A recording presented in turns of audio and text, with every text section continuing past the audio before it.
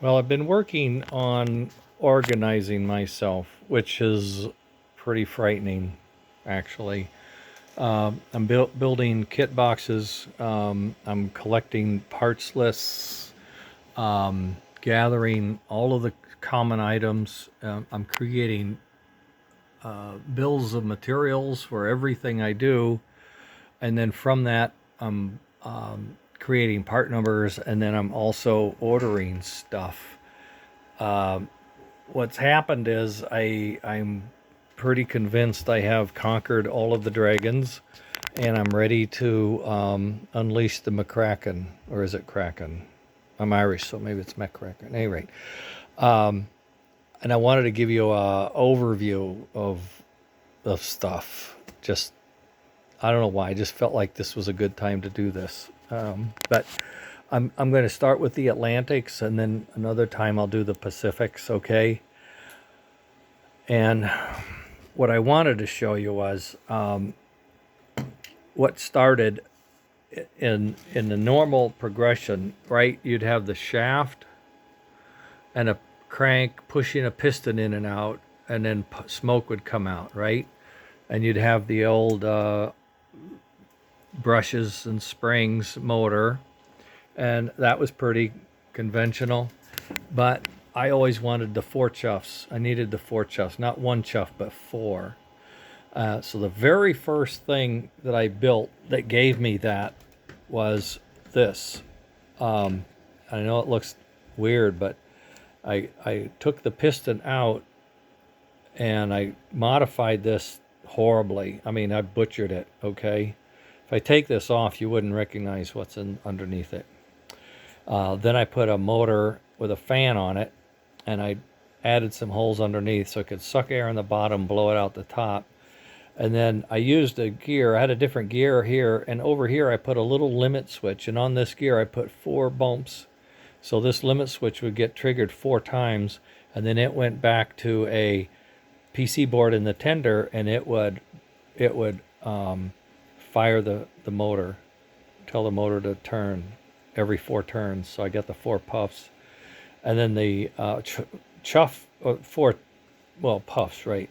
And the chuff was in a soundboard in the back, and then this was all the smart smoke thing evolved as well, because I was overheating and underheating and burning, and so I got a smart chip to control the heat.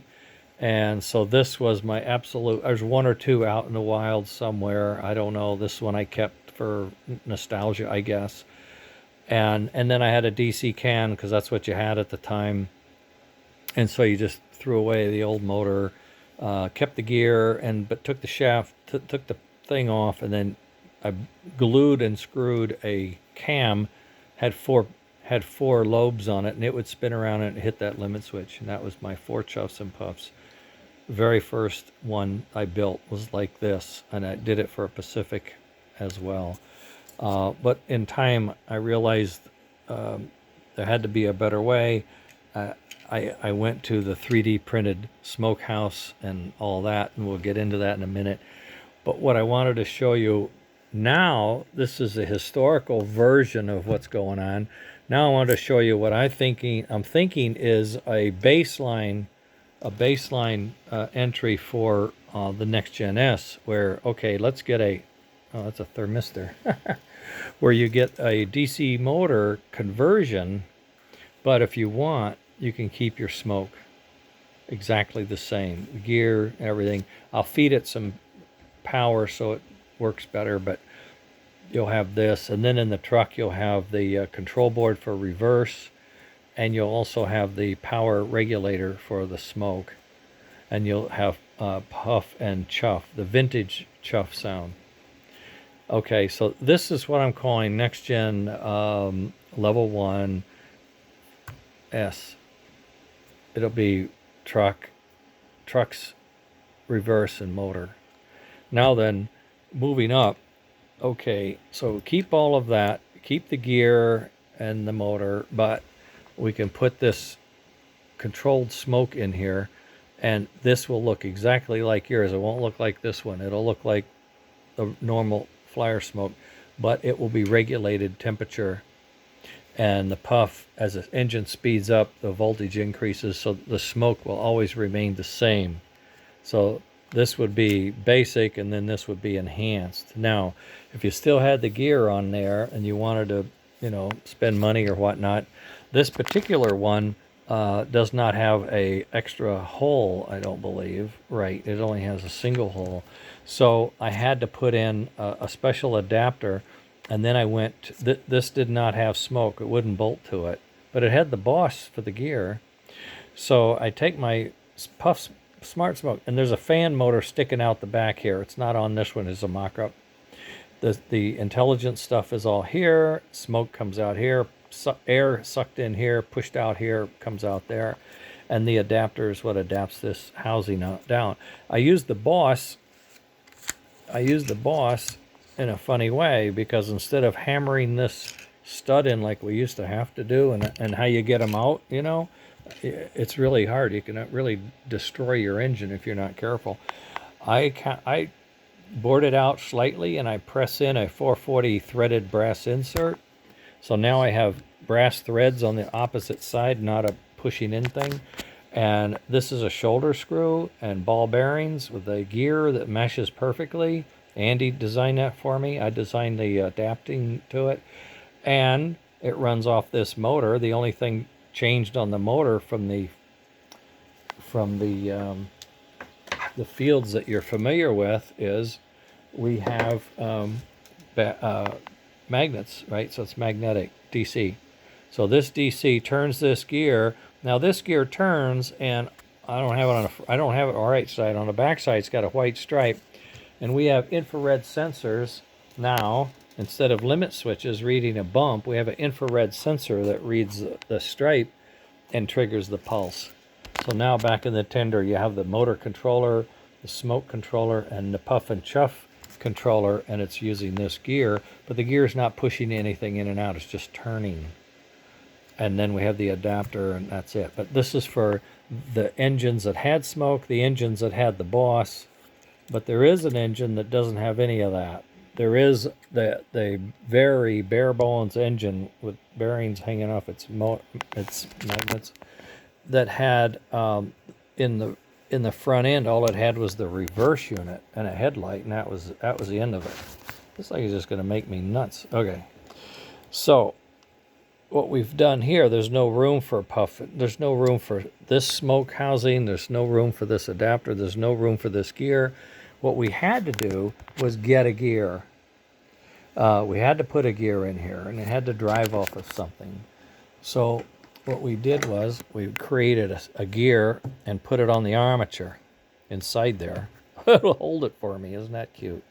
Then we came up with the gear that would mesh with it, and it would come off of this pivot. This is a molded part.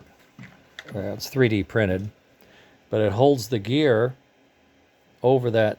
It's a spacer. It spaces that out, room for the gear, holds the gear over that worm, and as the engine turns, the worm turns. As the engine turns, the worm turns. And that gives us the ability to have a spinning wheel tied to the wheels of the engine, and we can trigger off of that a signal or a pulse. And again, we're using the infrared with a white stripe, and that triggers the puff and chuff. There'll be a motor sticking out the back. Air comes in here, comes out here, goes in there, and then comes out here. And then this is regulated temperature, and this is the standard motor with brushes. And we can always go back to the can if we find that's what people want. It's okay. I would space this the same and just put the can right in front of it. So those are the variations of just the Atlantic. Basic, enhanced, advanced, and advanced with reverse and boiler chassis where they don't have that gear. So we can accommodate them. We can't make them too bare bones because you won't have puff and chuff. And to get that, you have to add a lot more material and cost. But there's where this is. And what I'm doing is I'm building assembly kits. and organizing my parts. I'm finding all of my related parts and I'm trying to put them in boxes. And here you'll see Smart Smoke and Puff and Chuff parts are in this box. Motor control board is in this box. All the parts to make the motor control board, the bill of materials and the parts are all in here in an order that I can take this and build a motor control board in an hour and not have to fuss about, do I have the parts? Plus, that tells me if I need to order, and I just placed a couple big orders for backup. So I'll be able to make those boards. I'm building enough inventory for 20 motor control boards and 20 motors and 20 smokes. So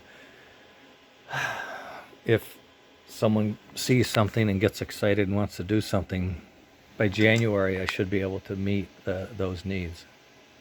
So this is the Atlantic, bare bones, a little bit more, a lot more, a whole lot more, and and like the Royal Blue, it never had smoke, so this gives those engines that the chassis are hard to adapt, can't be adapted. We can adapt them. So. And we'll have the Pacifics out shortly. Same theme.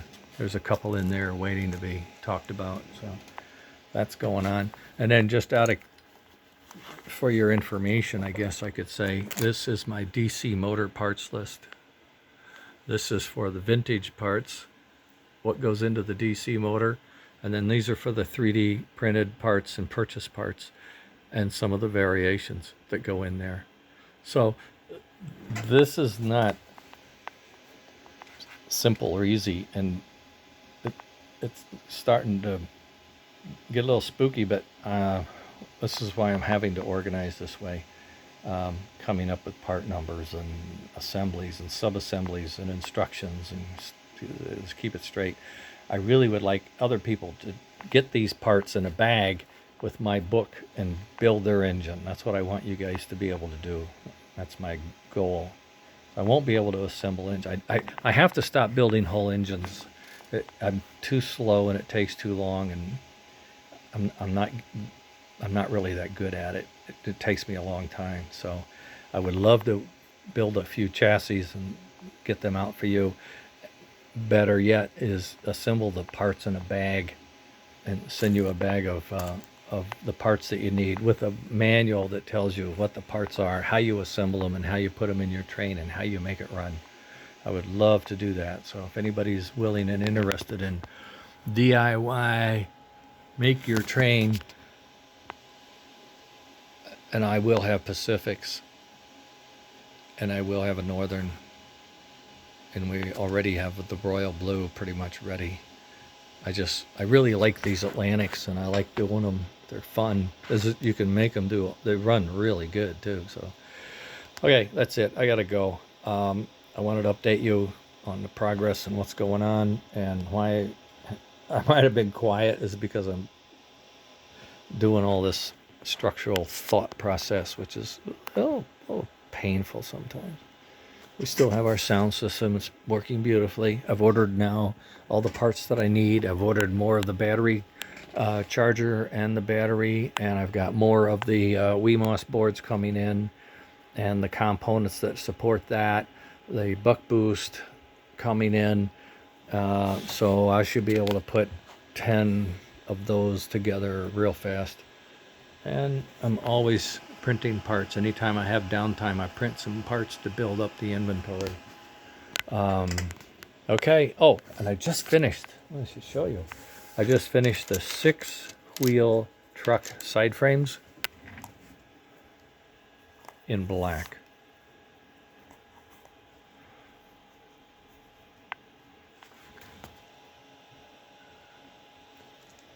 I don't know if you can see, but they're pretty cool.